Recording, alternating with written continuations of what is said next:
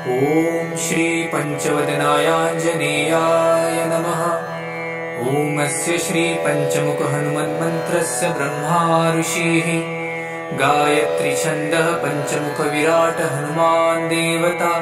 ह्रीं बीजं श्री शक्तिः क्रौकिलकं क्रूकवचं क्रय्यस्त्राय फट् इति दिग्बन्धः। श्री गरुड उवाच अथ ध्यानं प्रवक्ष्यामि शृणु सर्वाङ्गसुन्दर। यत्कृतं देवदेवेन ध्यानं हनुमतः प्रियम्। पञ्चवक्त्रं महाभीमं त्रिपञ्चनयनैर्युतं बाहुभिर्दशभिर्युक्तं सर्वकामार्थसिद्धिदम्। पूर्वं तु वानरवक्त्रं कोटिसूर्यसमप्रभं दंष्ट्राकरालवदनं भ्रुकुटिकुटिलेक्षणम्। अस्यैव दक्षिणं वक्त्रं नरसिंहं महाद्भुतम् अत्युग्रतेजोवपुषं भीषणं भयनाशनम्।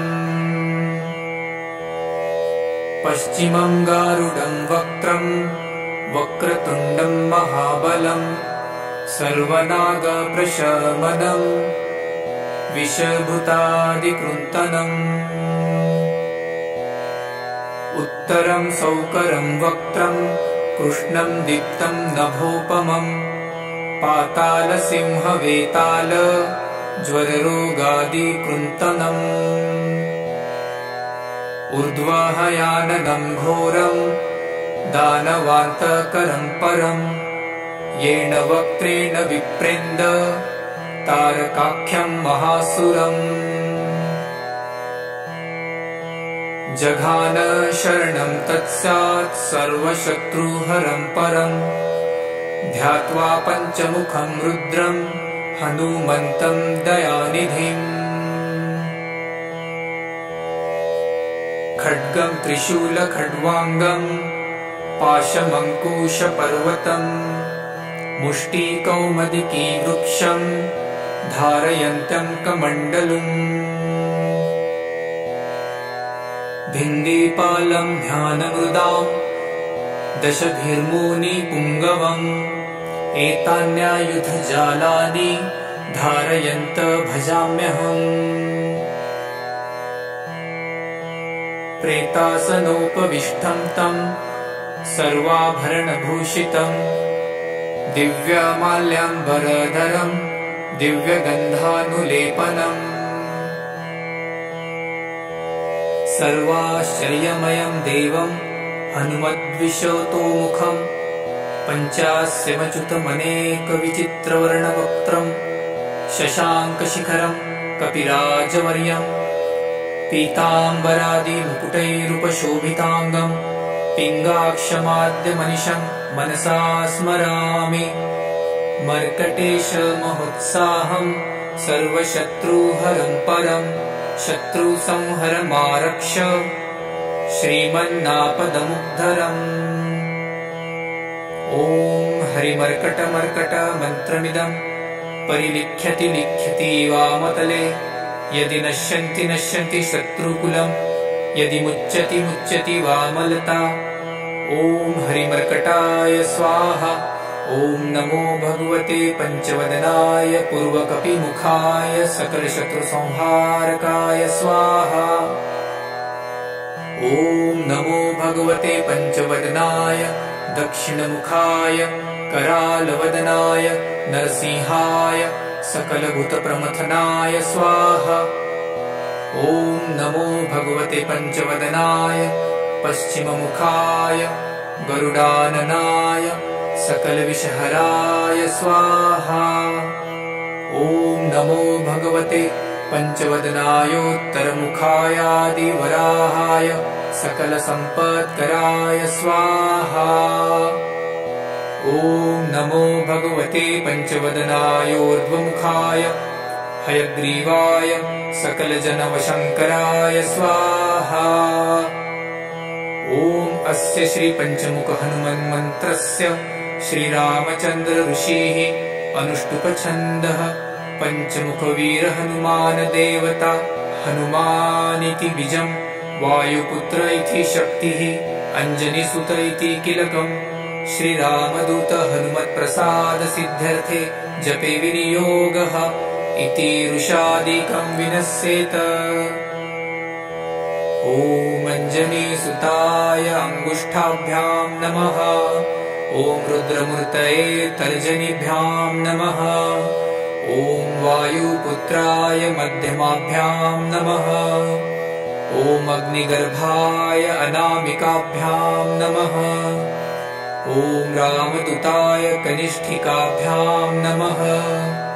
ॐ पञ्चमुख हनुमते करतलकरपृष्ठाभ्याम् नमः इति करन्यासः। ॐ अञ्जनीसुताय हृदयाय नमः। ॐ रुद्रमूर्तये शिरसे स्वाहा। ॐ वायुपुत्राय शिखायै वषट्। ॐ अग्निगर्भाय कवचाय हुम्। ॐ रामदूताय नेत्रत्रयाय वषट्। ॐ पञ्चमुख हनुमते अस्त्राय फट्। पञ्चमुख हनुमते स्वाहा इति दिग्बन्धः। अथ ध्यानम्।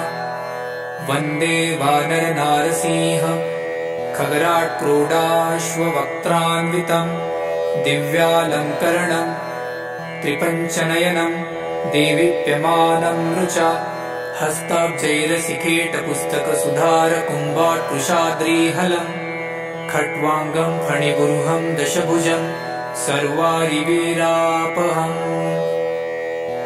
अथ मन्त्रः। ॐ श्रीरामदूताय आञ्जनेयाय वायुपुत्राय महाबलपरक्रमाय सीतादुःखनिवारणाय लङ्कादहनकारणाय महाबलप्रचण्डाय फाल्गुनसखाय कोलाहलसकलब्रह्माण्डविश्वरूपाय सप्तसमुद्रनिर्लङ्घनाय पिङ्गलनयनायामेतविक्रमाय सूर्यबिम्बफलसेवनाय दुष्टनिवारणाय दृष्टिनीरालङ्कृताय सञ्जीविनी सञ्जीविताङ्गदलक्ष्मणमहाकपिसैन्यप्राणदाय दशकण्ठविध्वंसनाय रामेष्टाय महाफाल्गुनसखाय सीतासहित रामवरप्रदाय षट्प्रयोगागम पञ्चमुखवीर हनुमन्मन्त्रजपे विनियोगः। ॐ हरिमर्कटमर्कटाय बं बं बं बं बं वौषट स्वाहा। ॐ हरिमर्कटमर्कटाय फं फं फं फं फं फट स्वाहा। ॐ हरिमर्कटमर्कटाय खें खें खें खें खें मारणाय स्वाहा। ॐ हरिमर्कटमर्कटाय लुं लुं लुं लुं लुं आकर्षितसकलसम्पत्कराय स्वाहा। ॐ हरिमर्कटमर्कटाय धं धं धं धं धं शत्रुस्तम्भनाय स्वाहा। ॐ टं टं टं टं टं कूर्ममूर्तये पञ्चमुखवीर हनुमते परयन्त्रपरतन्त्रोच्चाटनाय स्वाहा।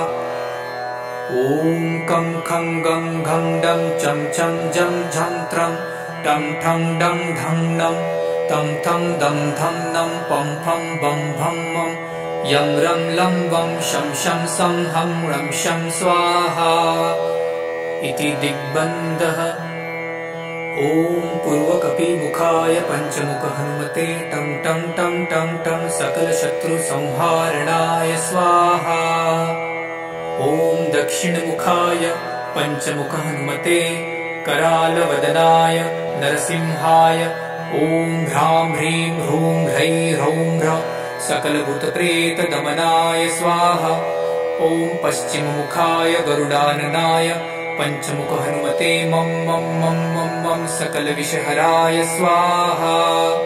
ॐ उत्तरमुखाय देवराहाय लं लं लं लं लं नृसिंहाय नीलकण्ठमूर्तये पञ्चमुख हनुमते स्वाहा।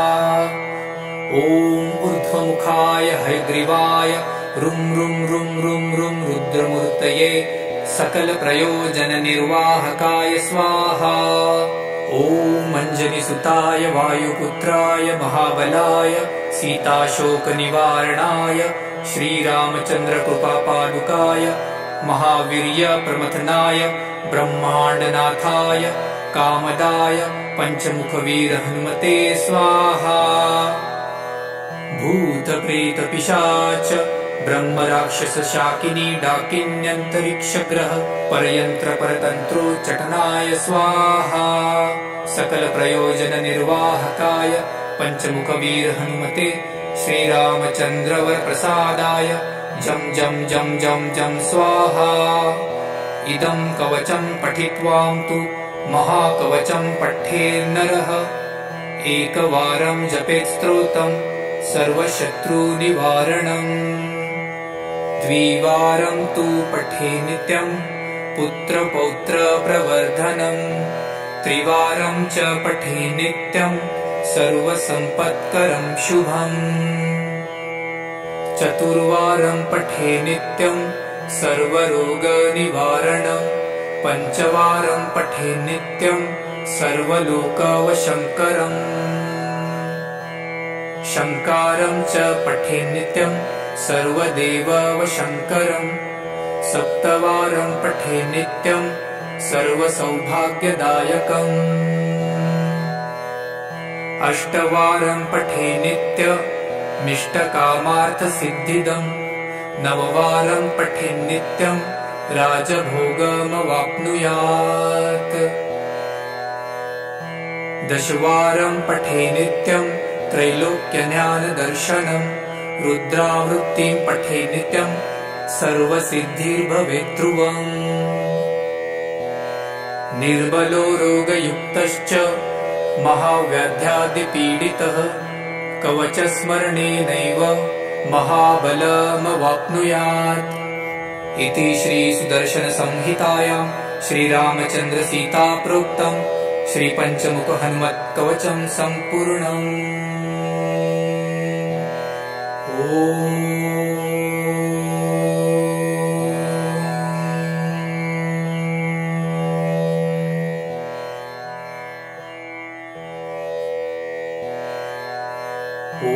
श्रीपञ्चवदनायाञ्जनेयाय नमः। ॐ अस्य श्रीपञ्चमुखहनुमन्मन्त्रस्य ब्रह्मा ऋषिः गायत्रीछन्दः पञ्चमुखविराट हनुमान् देवता। ह्रीं बीजं श्रीशक्तिः क्रौकिलकं क्रूकवचं क्रय्यस्त्राय फट् इति दिग्बन्धः। श्रीगरुड उवाच अथ ध्यानं प्रवक्ष्यामि शृणु सर्वाङ्गसुन्दर।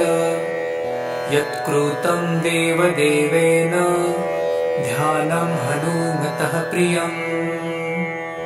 पञ्चवक्त्रं महाभीमं त्रिपञ्चनयनैर्युतं। बाहुभिर्दशभिर्युक्तं सर्वकामार्थसिद्धिदम्। पूर्वं तु वानरवक्त्रं कोटिसूर्यसमप्रभम्। दंष्ट्राकरालवदनं भ्रुकुटिकुटिलेक्षणम्। अस्यैव दक्षिणं वक्त्रं नरसिंहं महाद्भुतम्। अत्युग्रतेजोवपुषं भीषणं भयनाशनम्।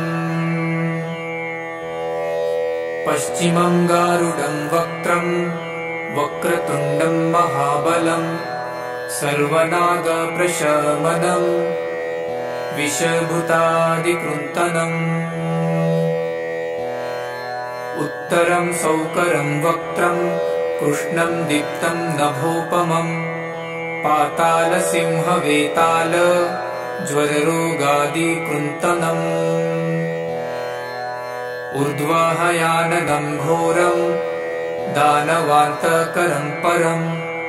येन वक्त्रेण विप्रेन्द तारकाख्यं महासुरम्। जघान शरणं तत्स्यात् सर्वशत्रुहरं परम्। ध्यात्वा पञ्चमुखं रुद्रं हनुमन्तं दयानिधिम्। खड्गं त्रिशूलखड्वाङ्गं पाशमङ्कुशपर्वतं मुष्टिकौमदिकी वृक्षं धारयन्तं कमण्डलुम्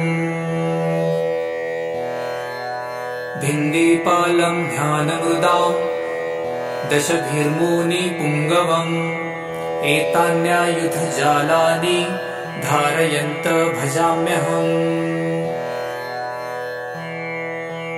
प्रेतासनोपविष्टं तं सर्वाभरणभूषितं दिव्यमाल्याम्बरधरं दिव्यगन्धानुलेपनम् सर्वाश्चर्यमयं देवं हनुमद्विशतोमुखं पञ्चास्यमच्युतमनेकविचित्रवर्णवक्त्रं शशाङ्कशिखरं कपिराजवर्यं पीताम्बरादिमुकुटैरुपशोभिताङ्गं पिङ्गाक्षमाद्यमनिशं मनसा स्मरामि मर्कटेशमहोत्साहं सर्वशत्रुहरं परं शत्रुसंहरमारक्ष श्रीमन्नापदमुद्धरम् ॐ हरिमर्कटमर्कट मन्त्रमिदं परिलिख्यति लिख्यति वामतले यदि नश्यन्ति नश्यन्ति शत्रुकुलं यदि मुच्यति मुच्यति वामलता ॐ हरिमर्कटाय स्वाहा ॐ नमो भगवते पञ्चवदनाय पूर्वकपिमुखाय सकलशत्रुसंहारकाय स्वाहा ॐ नमो भगवते पञ्चवदनाय दक्षिणमुखाय करालवदनाय नरसिंहाय सकलभूतप्रमथनाय स्वाहा ॐ नमो भगवते पञ्चवदनाय पश्चिममुखाय गरुडाननाय सकलविषहराय स्वाहा ॐ नमो भगवते पञ्चवदनायोत्तरमुखायादिवराहाय सकलसम्पत्कराय स्वाहा ॐ नमो भगवते पञ्चवदनायोर्ध्वमुखाय हयग्रीवाय सकलजनवशङ्कराय स्वाहा ॐ अस्य श्रीपञ्चमुखहनुमन्मन्त्रस्य श्रीरामचन्द्र ऋषिः अनुष्टुपछन्दः पञ्चमुखवीरहनुमानदेवता हनुमानिति बीजं वायुपुत्र इति शक्तिः अञ्जनीसुत इति कीलकम् श्रीरामदूत हनुमत्प्रसादसिद्ध्यर्थे जपे विनियोगः इति ऋषादिकं विनश्येत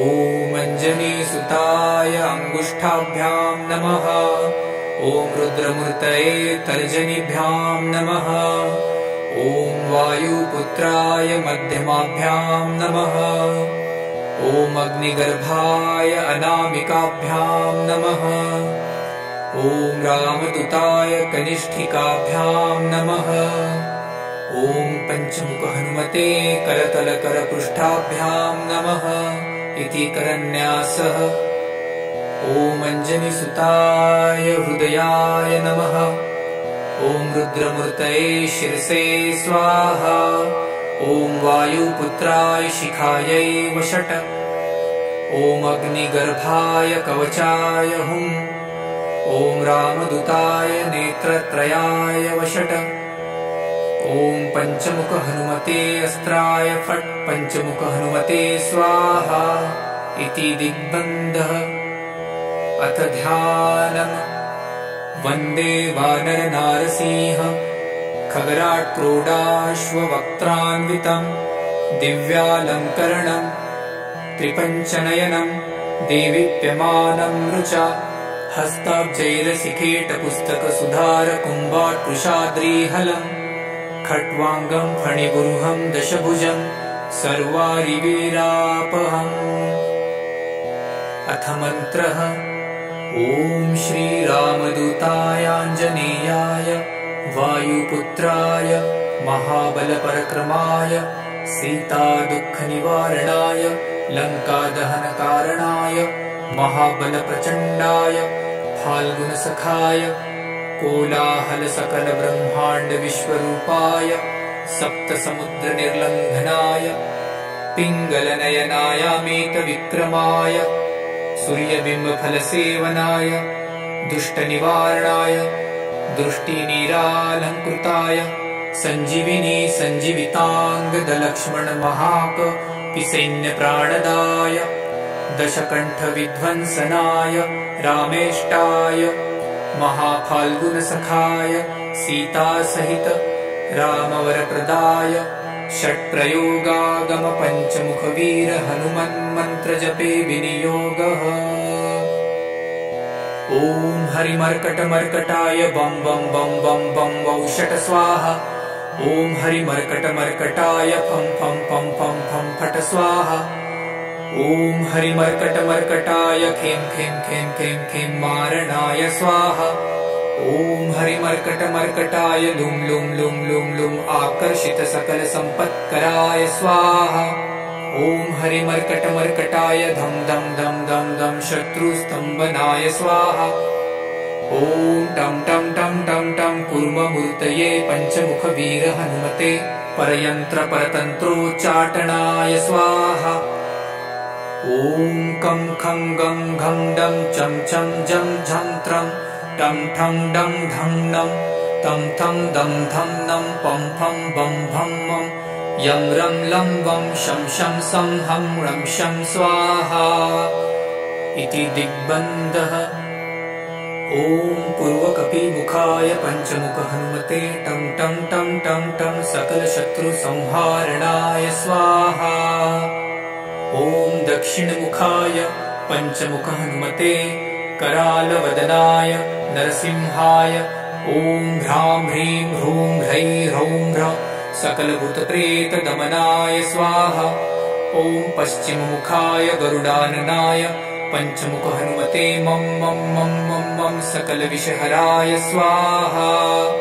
ॐ उत्तरमुखाय देवराहाय लं लं लं लं लं नृसिंहाय नीलकण्ठमूर्तये पञ्चमुख हनुमते स्वाहा।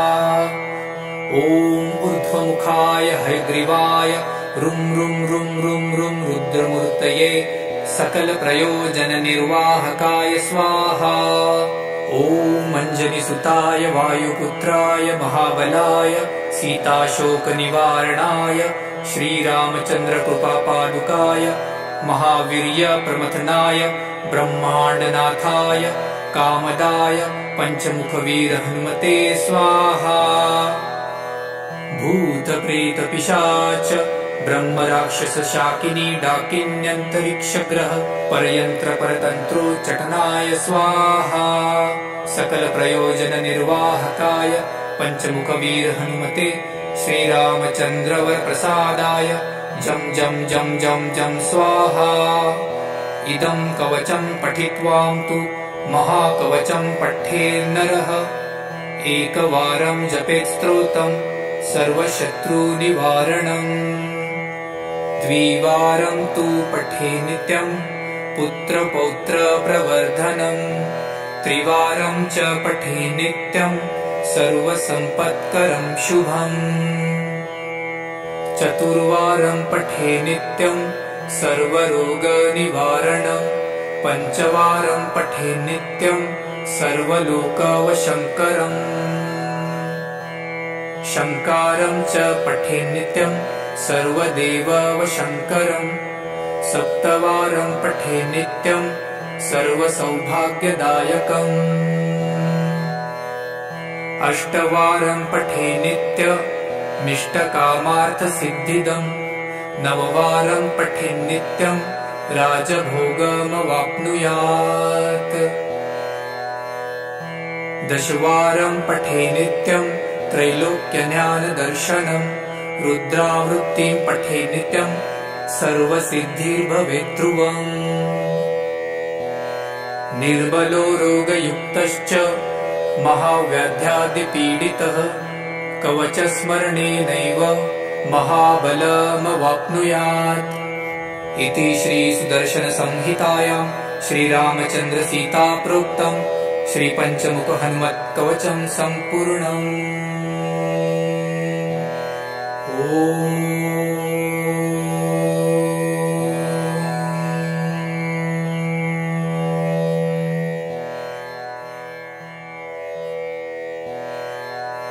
ॐ श्री पंचवदनाय आञ्जनेयाय नमः। ॐ अस्य श्री पंचमुख हनुमन्मन्त्रस्य ब्रह्मा ऋषिः गायत्री छन्दः पंचमुख विराट हनुमान् देवता। ह्रीं बीजं श्री शक्तिः क्रौकिलकं क्रूकवचं क्रयस्त्राय फट् इति दिग्बन्धः। श्री गरुड उवाच अथ ध्यानं प्रवक्ष्यामि शृणु सर्वाङ्गसुन्दर। यत्कृतं देवदेवेन ध्यानं हनुमतः प्रियम्। पञ्चवक्त्रं महाभीमं त्रिपञ्चनयनैर्युतं बाहुभिर्दशभिर्युक्तं सर्वकामार्थसिद्धिदम्। पूर्वं तु वानरवक्त्रं कोटिसूर्यसमप्रभम् दंष्ट्राकरालवदनं भ्रुकुटिकुटिलेक्षणम्। अस्यैव दक्षिणं वक्त्रं नरसिंहं महाद्भुतम् अत्युग्रतेजोवपुषं भीषणं भयनाशनम्। पश्चिमं गारुडं वक्त्रं वक्रतुण्डं महाबलं सर्वनागप्रशमनं विषभूतादिकृन्तनम्। उत्तरं सौकरं वक्त्रं कृष्णं दीप्तं नभोपमं पातालसिंहवेताल ज्वररोगादिकृन्तनम्। ऊर्ध्वहयाननं घोरं दानवान्तकरं परं येन वक्त्रेण विप्रेन्द तारकाख्यं महासुरम्। जघान शरणं तत्स्यात् सर्वशत्रुहरं परं ध्यात्वा पञ्चमुखं रुद्रं हनुमन्तं दयानिधिम्। खड्गं त्रिशूलखड्वाङ्गं पाशमङ्कुशपर्वतं मुष्टिकौमदिकीवृक्षं धारयन्तं कमण्डलुम्। भिन्दीपालं ध्यानमृदां दशभिर्मुनिपुङ्गवम् एतान्यायुधजालानि धारयन्त भजाम्यहम्।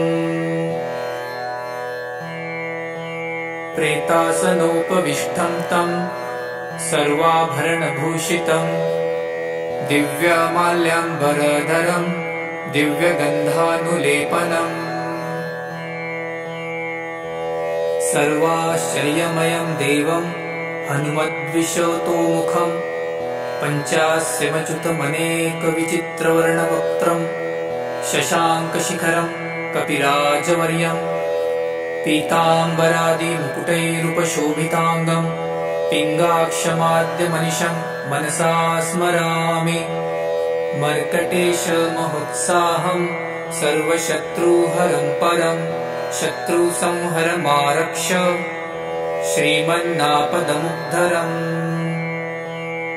ॐ हरिमर्कटमर्कट मन्त्रमिदं परिलिख्यति लिख्यति वामतले यदि नश्यन्ति नश्यन्ति शत्रुकुलं यदि मुच्यति मुच्यति वामलता। ॐ हरिमर्कटाय स्वाहा।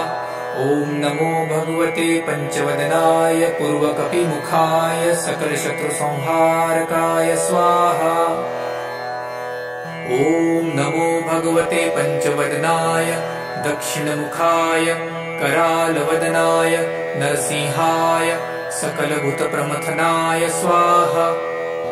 ॐ नमो भगवते पंचवदनाय पश्चिममुखाय गरुडाननाय सकलविषहराय स्वाहा।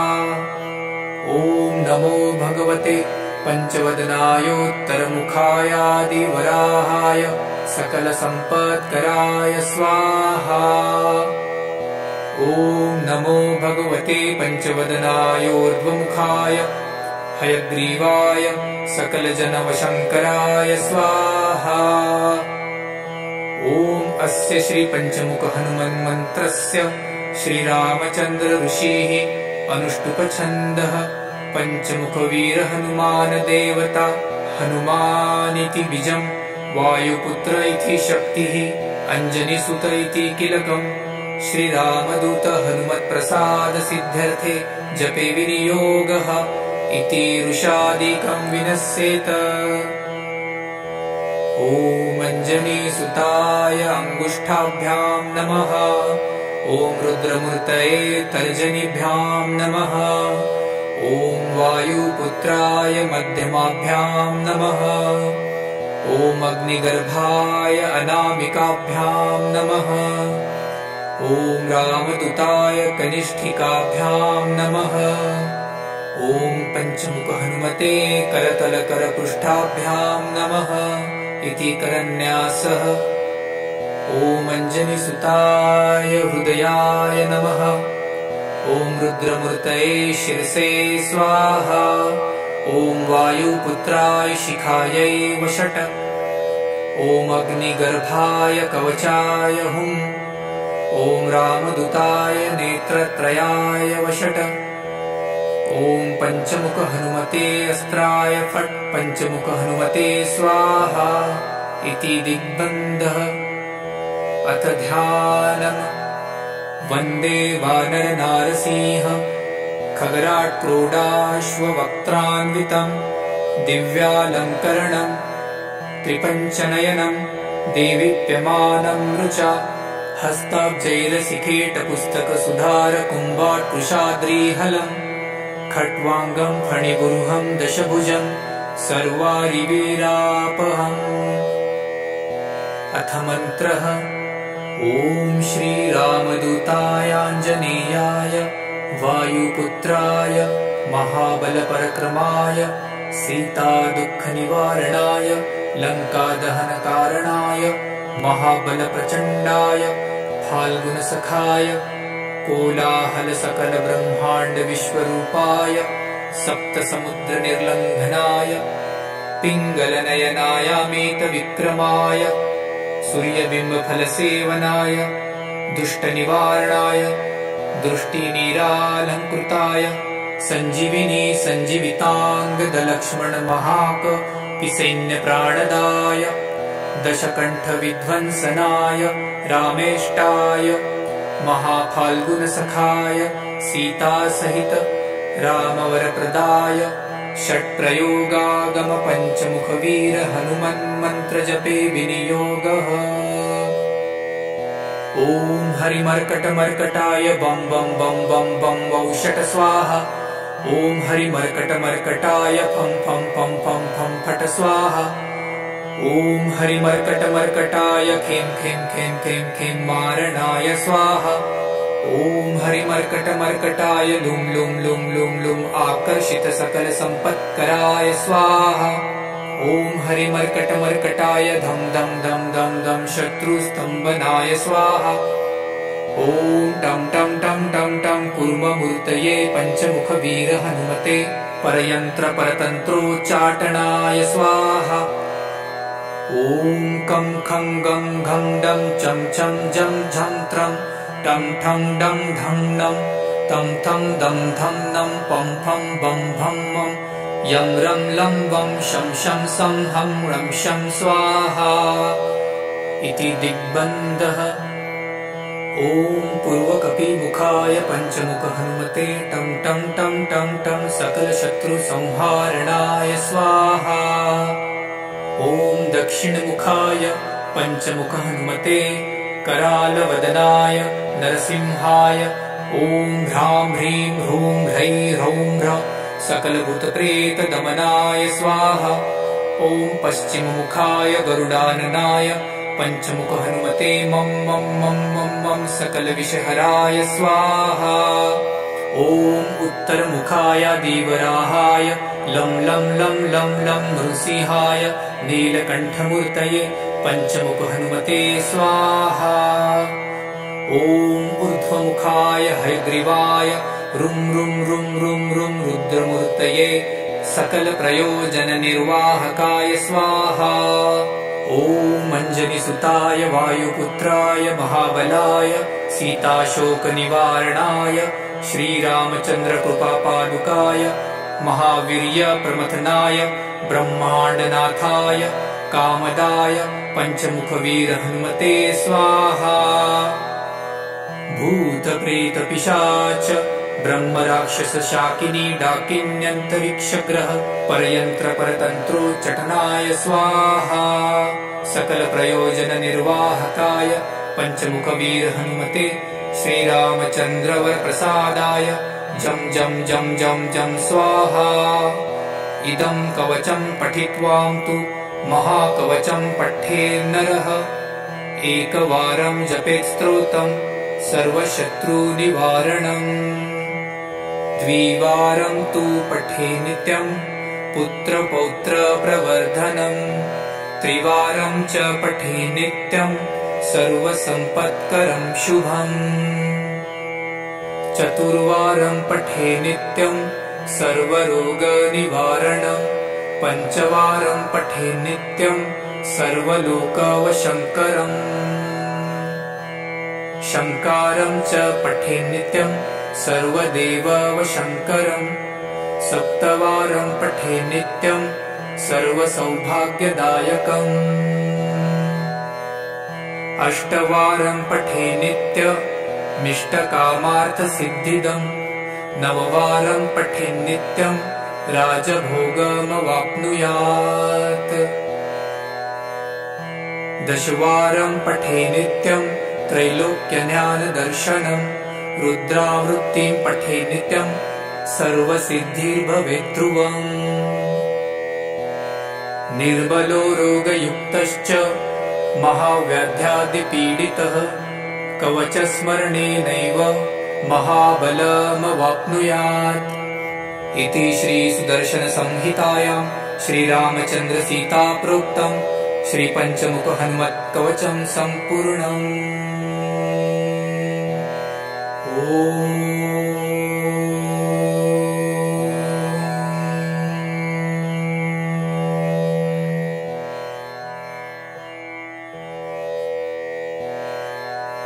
ॐ श्रीपञ्चवदनायाञ्जनेयाय नमः। ॐ अस्य श्रीपञ्चमुखहनुमन्मन्त्रस्य ब्रह्मा ऋषिः गायत्री छन्दः पञ्चमुखविराट हनुमान् देवता। ह्रीं बीजं श्रीशक्तिः क्रौकिलकं क्रूकवचं क्रय्यस्त्राय फट् इति दिग्बन्धः। श्रीगरुड उवाच अथ ध्यानं प्रवक्ष्यामि शृणु सर्वाङ्गसुन्दर। यत्कृतं देवदेवेन ध्यानं हनुमतः प्रियम्। पञ्चवक्त्रं महाभीमं त्रिपञ्चनयनैर्युतं। बाहुभिर्दशभिर्युक्तं सर्वकामार्थसिद्धिदम्। पूर्वं तु वानरवक्त्रं कोटिसूर्यसमप्रभम्। दंष्ट्राकरालवदनं भ्रुकुटीकुटिलेक्षणम्। अस्यैव दक्षिणं वक्त्रं नरसिंहं महाद्भुतम्। अत्युग्रतेजोवपुषं भीषणं भयनाशनम्। पश्चिमं गारुडं वक्त्रं वक्रतुण्डं महाबलम्। सर्वनागप्रशमनं विषभूतादिकृन्तनम्।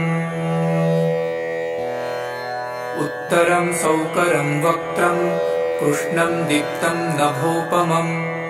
पातालसिंहवेताल ज्वररोगादिकृन्तनम्।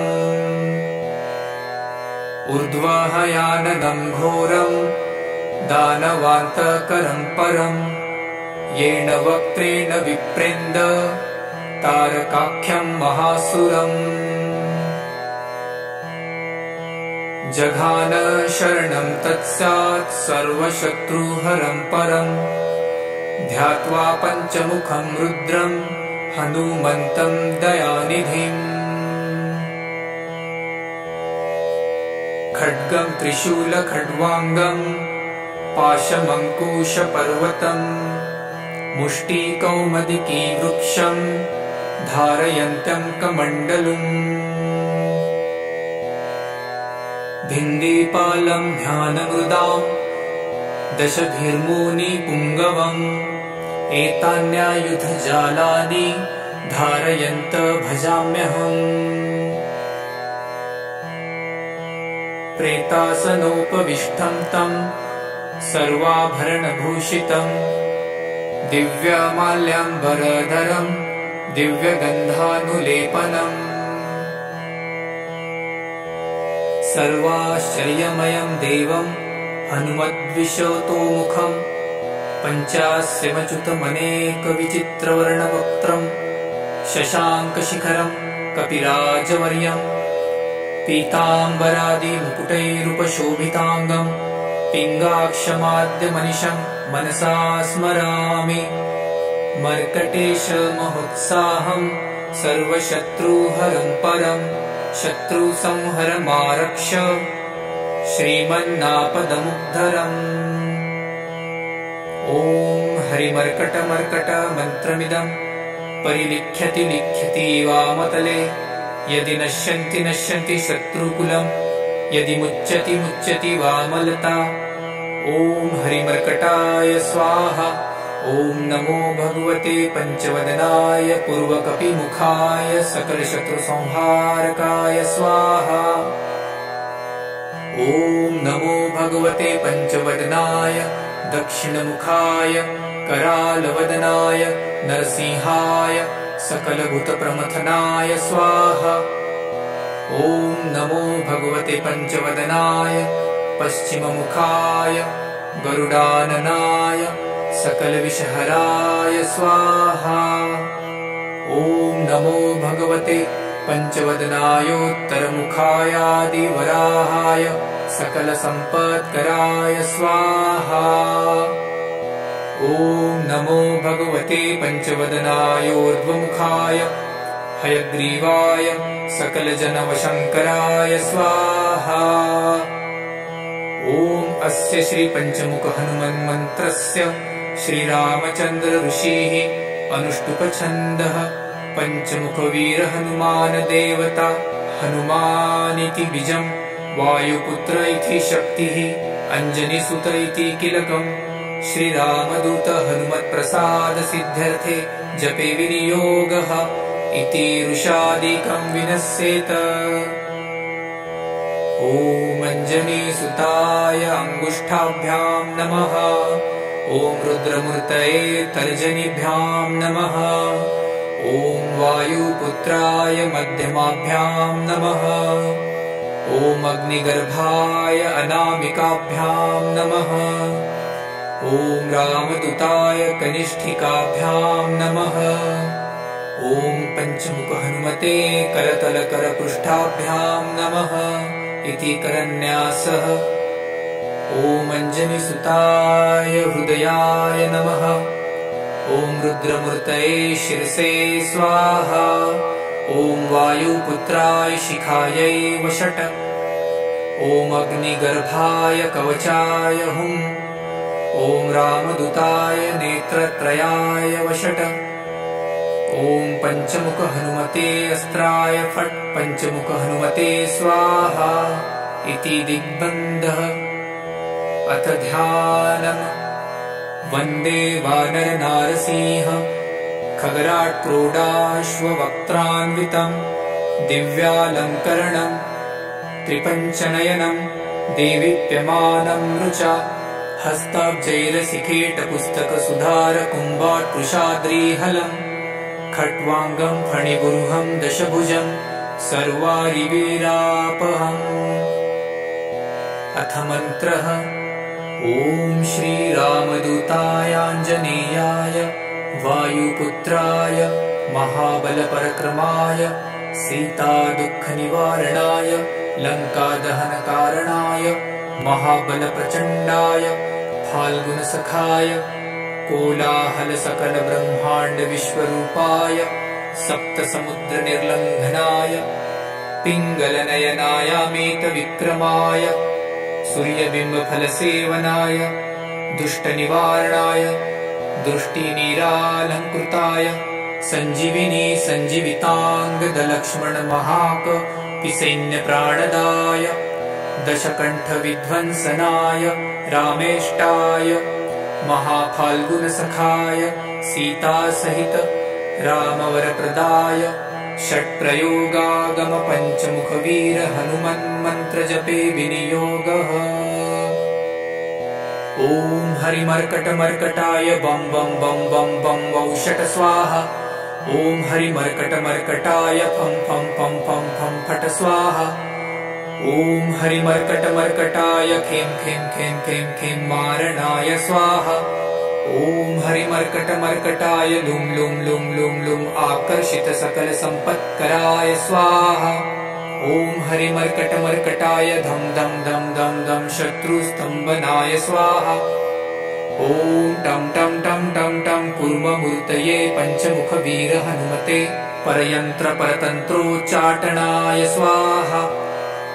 ॐ कं खं गं घं डं चं चं जं झं त्रं टं ठं डं धं नं तं थं दं धं नं पं फं बं भं मं यं रं लं वं शं शं सं हं रं शं स्वाहा इति दिग्बन्धः। ॐ पूर्वकपिमुखाय पञ्चमुख हनुमते टं टं टं टं टं सकलशत्रुसंहारणाय स्वाहा। ॐ दक्षिणमुखाय पञ्चमुख हनुमते करालवदनाय नरसिंहाय ॐ ह्रां ह्रीं ह्रूं ह्रैं ह्रौं ह्रः सकलभूतप्रेतदमनाय स्वाहा। ॐ पश्चिममुखाय गरुडाननाय पञ्चमुख हनुमते मं मं मं मं मं सकलविषहराय स्वाहा। ॐ उत्तरमुखाय दीवराहाय लं लं लं लं लं नृसिंहाय नीलकण्ठमूर्तये पञ्चमुख हनुमते स्वाहा। ॐ ऊर्ध्वमुखाय हयग्रीवाय रुं रुं रुं रुं रुं रुद्रमूर्तये सकलप्रयोजननिर्वाहकाय स्वाहा। ॐ अञ्जनिसुताय वायुपुत्राय महाबलाय सीताशोकनिवारणाय श्रीरामचन्द्रकृपापादुकाय महावीर्यप्रमथनाय ब्रह्माण्डनाथाय कामदाय पञ्चमुखवीर हनुमते स्वाहा। भूतप्रेतपिशाच ब्रह्मराक्षसशाकिनी डाकिन्यन्तरिक्षग्रह परयन्त्रपरतन्त्रोच्चटनाय स्वाहा। सकलप्रयोजननिर्वाहकाय पञ्चमुखवीर हनुमते श्रीरामचन्द्रवरप्रसादाय जं जं जं जं जं स्वाहा। इदं कवचं पठित्वां तु महाकवचं पठेन्नरः एकवारं जपेत् स्तोत्रं सर्वशत्रुनिवारणम्। द्विवारं तु पठे नित्यं पुत्रपौत्रप्रवर्धनम्। त्रिवारं च पठे नित्यं सर्वसम्पत्करं शुभम्। चतुर्वारं पठे नित्यं सर्वरोगनिवारणम्। पञ्चवारं पठे नित्यं सर्वलोकवशङ्करम्।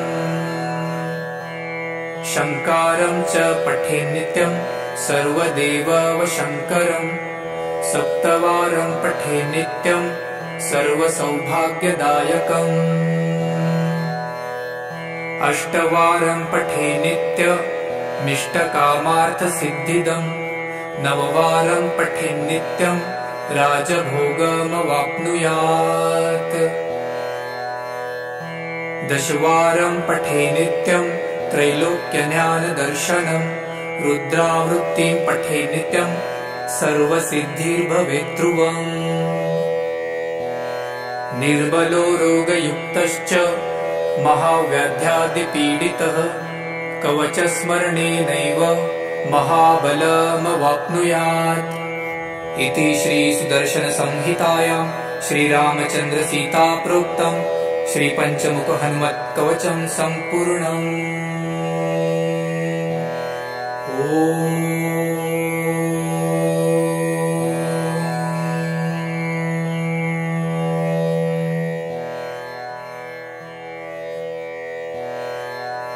ॐ श्री पञ्चवदनायाञ्जनेयाय नमः। ॐ अस्य श्री पञ्चमुख हनुमन्मन्त्रस्य ब्रह्मा ऋषिः गायत्री छन्दः पञ्चमुख विराट हनुमान् देवता। ह्रीं बीजं श्री शक्तिः क्रौकिलकं क्रूकवचं क्रय्यस्त्राय फट् इति दिग्बन्धः। श्री गरुड उवाच अथ ध्यानं प्रवक्ष्यामि शृणु सर्वाङ्गसुन्दर। यत्कृतं देवदेवेन ध्यानं हनुमतः प्रियम्। पञ्चवक्त्रं महाभीमं त्रिपञ्चनयनैर्युतं बाहुभिर्दशभिर्युक्तं सर्वकामार्थसिद्धिदम्।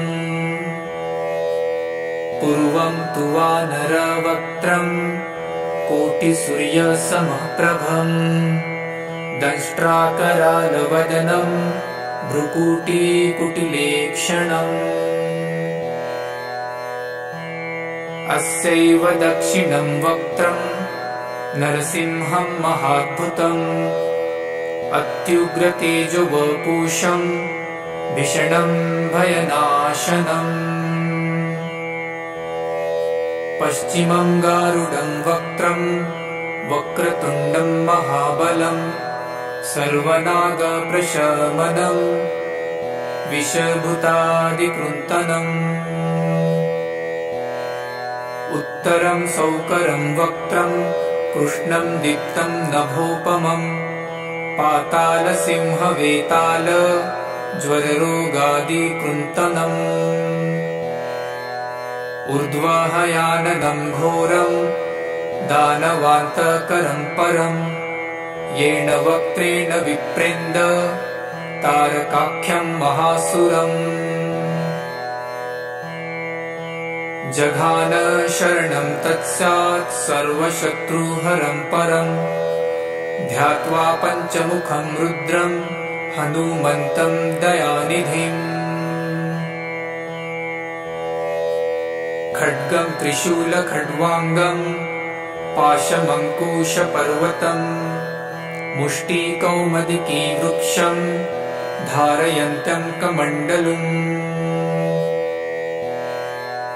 भिन्दीपालं ध्यानमृदां दशभिर्मुनिपुङ्गवम् एतान्यायुधजालानि धारयन्त भजाम्यहम्। प्रेतासनोपविष्टं तं सर्वाभरणभूषितं दिव्यमाल्याम्बरधरं दिव्यगन्धानुलेपनम्। सर्वाश्चर्यमयं देवं हनुमद्विशतोमुखं पञ्चास्यमच्युतमनेकविचित्रवर्णवक्त्रं शशाङ्कशिखरं कपिराजवर्यं पीताम्बरादिमुकुटैरुपशोभिताङ्गं पिङ्गाक्षमाद्यमनिशं मनसा स्मरामि। मर्कटेशमहोत्साहं सर्वशत्रुहरं परं शत्रुसंहरमारक्ष श्रीमन्नापदमुद्धरम्। ॐ हरिमर्कटमर्कट मन्त्रमिदं परिलिख्यति लिख्यति वामतले। यदि नश्यन्ति नश्यन्ति शत्रुकुलं यदि मुच्यति मुच्यति वामलता। ॐ हरिमर्कटाय स्वाहा। ॐ नमो भगवते पञ्चवदनाय पूर्वकपिमुखाय सकलशत्रुसंहारकाय स्वाहा। ॐ नमो भगवते पञ्चवदनाय दक्षिणमुखाय करालवदनाय नरसिंहाय सकलभूतप्रमथनाय स्वाहा। ॐ नमो भगवते पञ्चवदनाय पश्चिममुखाय गरुडाननाय सकलविषहराय स्वाहा। ॐ नमो भगवते पञ्चवदनायोत्तरमुखायादिवराहाय सकलसम्पत्कराय स्वाहा। ॐ नमो भगवते पञ्चवदनायोर्ध्वमुखाय हयग्रीवाय सकलजनवशङ्कराय स्वाहा। ॐ अस्य श्री पंचमुख हनुमन् मन्त्रस्य श्रीरामचन्द्र ऋषिः अनुष्टुप्छन्दः पंचमुखवीर हनुमान देवता हनुमानिति बीजं वायुपुत्र इति शक्तिः अंजनीसुत इति कीलकम् श्रीरामदूत हनुमत्प्रसाद सिद्ध्यर्थे जपे विनियोगः इति ऋषादिकं विनश्येत। ॐ अंजनीसुताय अंगुष्ठाभ्यां नमः। ॐ रुद्रमूर्तये तर्जनीभ्यां नमः। ॐ वायुपुत्राय मध्यमाभ्यां नमः। ॐ अग्निगर्भाय अनामिकाभ्यां नमः। ॐ रामदूताय कनिष्ठिकाभ्यां नमः। ॐ पंचमुख हनुमते करतलकरपृष्ठाभ्यां नमः इति करन्यासः। ॐ अंजनीसुताय हृदयाय नमः। ॐ रुद्रमूर्तये शिरसे स्वाहा। ॐ वायुपुत्राय शिखायै वषट्। ॐ अग्निगर्भाय कवचाय हुम्। ॐ रामदूताय नेत्रत्रयाय वषट्। ॐ पंचमुख हनुमते अस्त्राय फट्। पंचमुख हनुमते स्वाहा इति दिग्बन्धः। अथ ध्यानम्। वन्दे वानर नारसिंह खगराट् क्रोडाश्ववक्त्रान्वितं दिव्यालङ्करणं त्रिपञ्चनयनं देवीप्यमानं रुचा हस्ताब्जैरसिकेटपुस्तकसुधारकुम्भाट्कुशाद्रीहलं खट्वाङ्गं फणिगुरुहं दशभुजं सर्वारिवीरापहम्। अथ मन्त्रः। ॐ श्रीरामदूताय आञ्जनेयाय वायुपुत्राय महाबलपरक्रमाय सीतादुःखनिवारणाय लङ्कादहनकारणाय महाबलप्रचण्डाय फाल्गुनसखाय कोलाहलसकलब्रह्माण्डविश्वरूपाय सप्तसमुद्रनिर्लङ्घनाय पिङ्गलनयनायामेतविक्रमाय सूर्यबिम्बफलसेवनाय दुष्टनिवारणाय दृष्टिनीरालङ्कृताय सञ्जीविनी सञ्जीविताङ्गदलक्ष्मणमहाकपिसैन्यप्राणदाय दशकण्ठविध्वंसनाय रामेष्टाय महाफाल्गुनसखाय सीतासहित रामवरप्रदाय षट्प्रयोगागम पंचमुखवीर हनुमन्मन्त्रजपे विनियोगः। ॐ हरिमर्कटमर्कटाय बं बं बं बं बं वौषट स्वाहा। ॐ हरिमर्कटमर्कटाय फं फं फं फं फं फट स्वाहा। ॐ हरिमर्कटमर्कटाय खें खें खें खें खें मारणाय स्वाहा। ॐ हरिमर्कटमर्कटाय लुं लुं लुं लुं लुं आकर्षितसकलसम्पत्कराय स्वाहा। ॐ हरिमर्कटमर्कटाय धं धं धं धं धं शत्रुस्तम्भनाय स्वाहा। ॐ टं टं टं टं टं कूर्ममूर्तये पंचमुखवीर हनुमते परयन्त्रपरतन्त्रोच्चाटनाय स्वाहा। ॐ कं खं गं घं डं चं चं जं झं त्रं टं ठं डं धं नं तं थं दं धं नं पं फं बं भं मं यं रं लं वं शं शं सं हं रं शं स्वाहा इति दिग्बन्धः। ॐ पूर्वकपिमुखाय पंचमुख हनुमते टं टं टं टं टं सकलशत्रुसंहारणाय स्वाहा। ॐ दक्षिणमुखाय पंचमुख हनुमते करालवदनाय नरसिंहाय ॐ ह्रां ह्रीं ह्रूं ह्रैं ह्रौं ह्रं सकलभूतप्रेतदमनाय स्वाहा।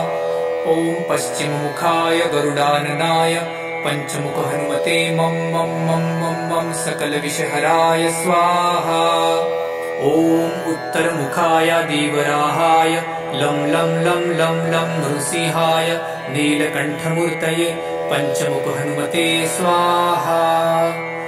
ॐ ऊर्ध्वमुखाय हयग्रीवाय रुं रुं रुं रुं रुं रुद्रमूर्तये सकलप्रयोजननिर्वाहकाय स्वाहा। ॐ ॐ अञ्जनिसुताय वायुपुत्राय महाबलाय सीताशोकनिवारणाय श्रीरामचन्द्रकृपापादुकाय महावीर्यप्रमथनाय ब्रह्माण्डनाथाय कामदाय पञ्चमुखवीर हनुमते स्वाहा। भूतप्रेतपिशाच ब्रह्मराक्षसशाकिनी डाकिन्यन्तरिक्षग्रह परयन्त्रपरतन्त्रोच्चाटनाय स्वाहा। सकलप्रयोजननिर्वाहकाय पञ्चमुखवीर हनुमते श्रीरामचन्द्रवरप्रसादाय जं जं जं जं जं स्वाहा। इदं कवचं पठित्वां तु महाकवचं पठेन्नरः एकवारं जपेत् स्तोत्रं सर्वशत्रुनिवारणम्। द्विवारं तु पठे नित्यं पुत्रपौत्रप्रवर्धनम्। त्रिवारं च पठे नित्यं सर्वसम्पत्करं शुभम्। चतुर्वारं पठे नित्यं सर्वरोगनिवारणम्। पञ्चवारं पठे नित्यं सर्वलोकवशङ्करम्। शङ्कारं च पठे नित्यं सर्वदेववशङ्करम्। सप्तवारं पठे नित्यं सर्वसौभाग्यदायकम्। अष्टवारं पठे नित्यमिष्टकामार्थसिद्धिदम्। नववारं पठे नित्यं राजभोगमवाप्नुयात्। दशवारं पठे नित्यं त्रैलोक्यज्ञानदर्शनम्। रुद्रावृत्तिं पठे नित्यं सर्वसिद्धिर्भवेत् ध्रुवम्। निर्बलो रोगयुक्तश्च महाव्याध्यादिपीडितः कवचस्मरणेनैव महाबलमवाप्नुयात्। इति श्रीसुदर्शनसंहितायां श्रीरामचन्द्रसीता प्रोक्तं श्रीपञ्चमुखहनुमत्कवचं सम्पूर्णम्। ॐ